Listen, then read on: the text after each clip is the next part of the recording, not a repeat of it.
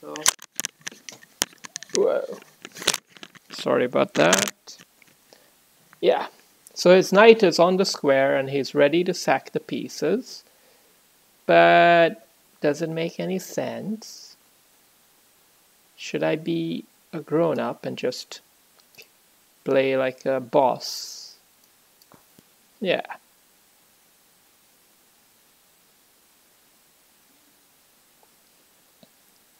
We're not afraid of it.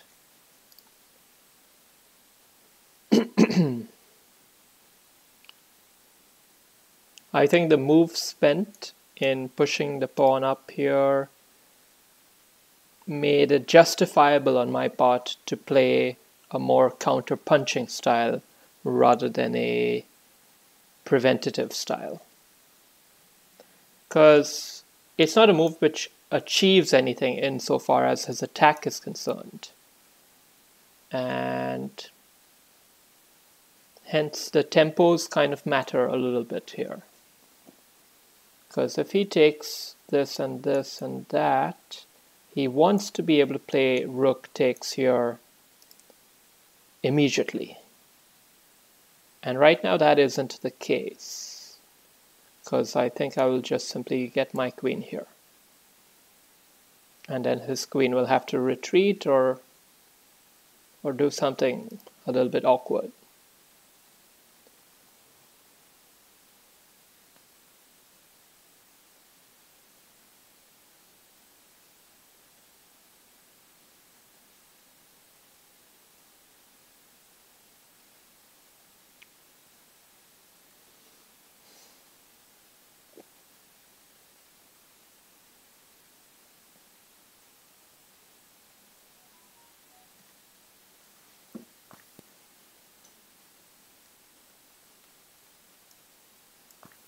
Alright, now we got a little attack going onto that pawn. Just have to watch out for this pawn a little bit.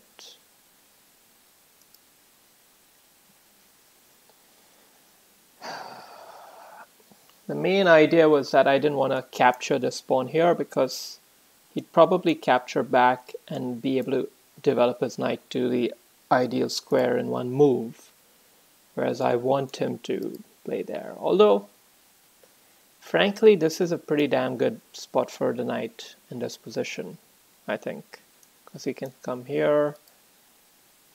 Yeah. There's no knight redundancy effect at play currently.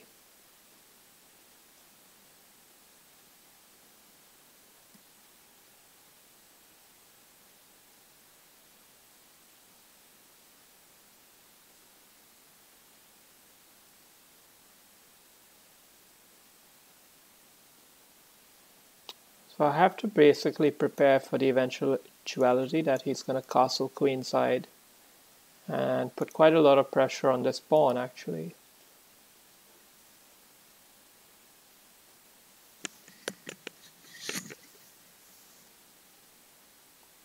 In due course of the game,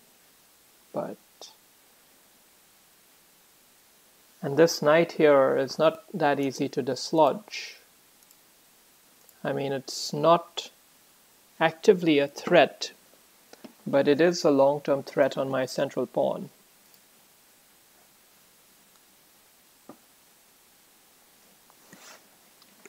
How about I just capture this piece here? Because I mean, assuming he doesn't capture back with the bishop, I should be able to get my knight back here to further bolster that central pawn, which I'm perceiving to be a potential weakness.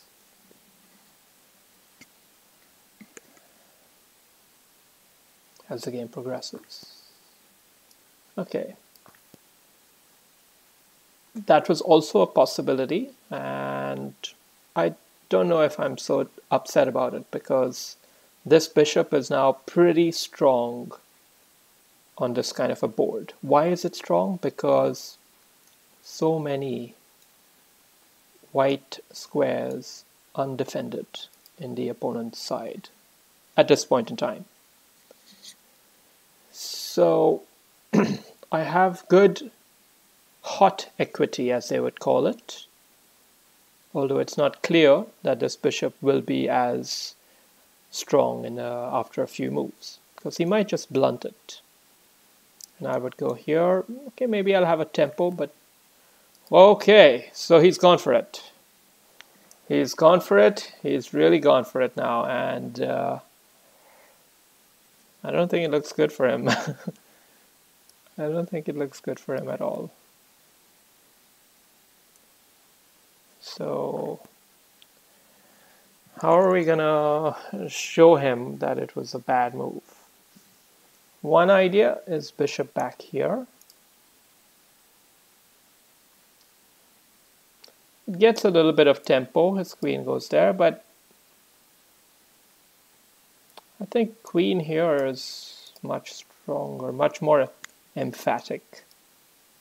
It's not exciting because it's so blunting, but yeah, that's the only way to accurately punish the bad sacrifice. He was determined to do it. Nothing could stop him. No man could pull him back from this mission. It was his game plan the whole game, and now he's done it.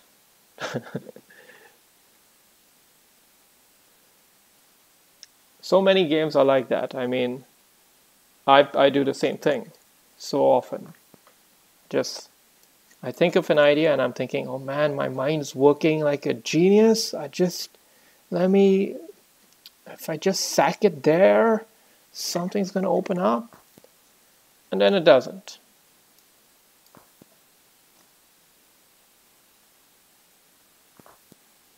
All right, so some pressure going to be there on that pawn. But as such, the game is an easy game, so I'm going to play a little bit fast. I don't want to seem like a sinister, I don't want to seem like I'm enjoying this. I will be clinical, but I'm not going to be ruthless. Is he going to consider that? That's a trap.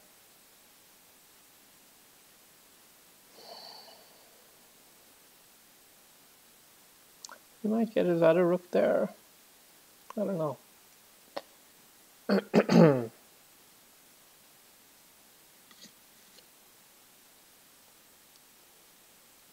But yeah, I'm playing a very solid style today. Didn't want to loosen anything for no reason. Some players can really take advantage of even a slightly loose position.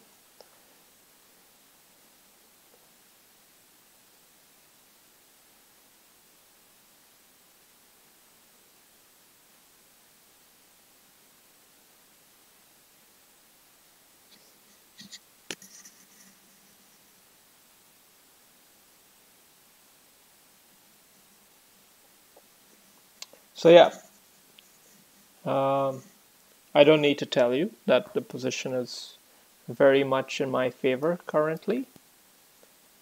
Very much in my favor, because he can't even take it back with the pawn. Oh, well. Now his rooks are forked. Okay, you got a resignation.